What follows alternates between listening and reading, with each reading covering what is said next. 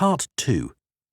You will hear the organiser of a children's book festival giving some information about it on a local radio programme. First, you have some time to look at questions 11 to 16.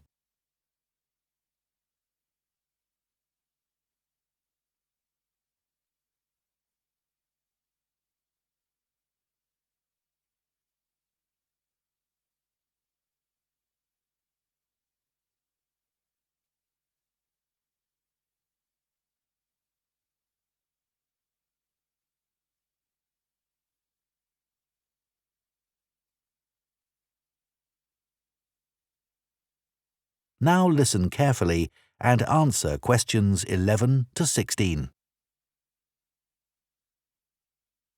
The Children's Book Festival is coming up again soon, and here to tell us all about it is the festival's organiser, Jenny Morgan. So tell us what we can expect this year, Jenny. Well, as usual, we've got 5 days of action-packed, exciting events for children, with writers coming from all over the country getting involved. Just to give you an idea of what's on offer in the workshops, first of all, there's a very special event called Superheroes. This is a chance for deaf children to share their reading experiences with author Madeline Gordon, who is herself hearing impaired.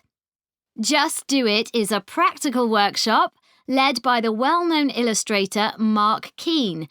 He'll take participants on a magical journey to faraway lands with an opportunity for aspiring actors to do some role play.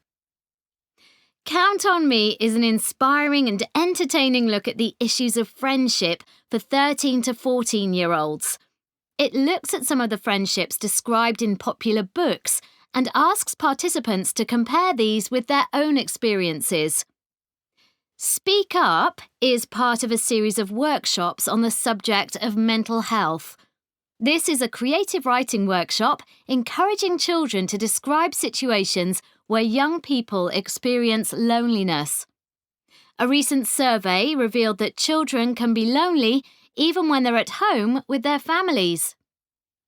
Jump for Joy, as many of you will know, is the heartwarming best-selling story by Nina Karen about a young girl's trip to visit her relatives in India. It recently received the gold medal at the Waterford Awards. Nina will get children to celebrate the word joy by writing a poem. Sticks and Stones is the beautifully illustrated picture book for young readers about a community who organise an African-Caribbean festival to help local children learn about their Jamaican roots. This will be a musical event where children will have the chance to play steel drums. This is bound to be very popular, so please book as soon as possible. Before you hear the rest of the programme, you have some time to look at questions 17 to 20.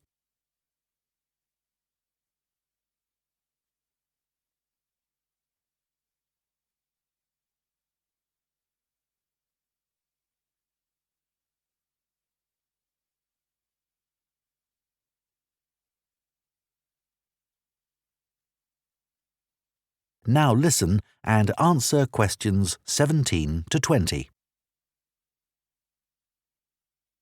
Thanks, Jenny. That all sounds really interesting.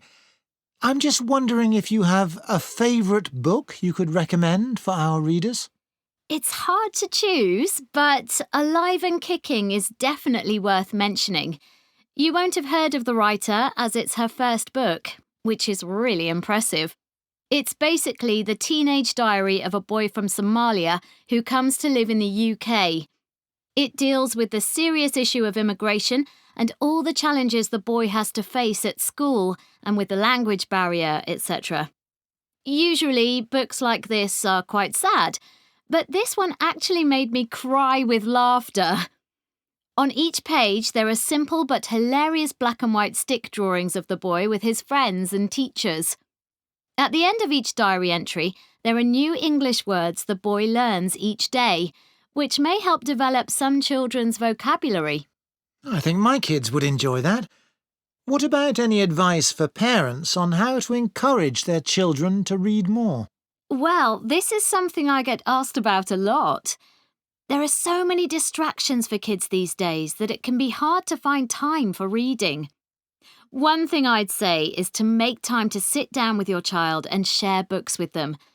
A lot of parents give up reading aloud to their children as soon as they learn to read independently, but this is a mistake. It's good to read more advanced books to them, as it helps to develop their vocabulary. If you don't have time for this, then let them listen to audiobooks. Often they'll want to read books they've listened to for themselves. I think it's a good idea to make a mental note of the type of books your child is reading. Often they just read the same genre all the time, which can get a bit boring. You can introduce new authors and genres to them. Librarians should be able to help you with this. Well, Jenny, I think that's really useful advice. That is the end of Part 2. You now have 30 seconds to check your answers to Part 2.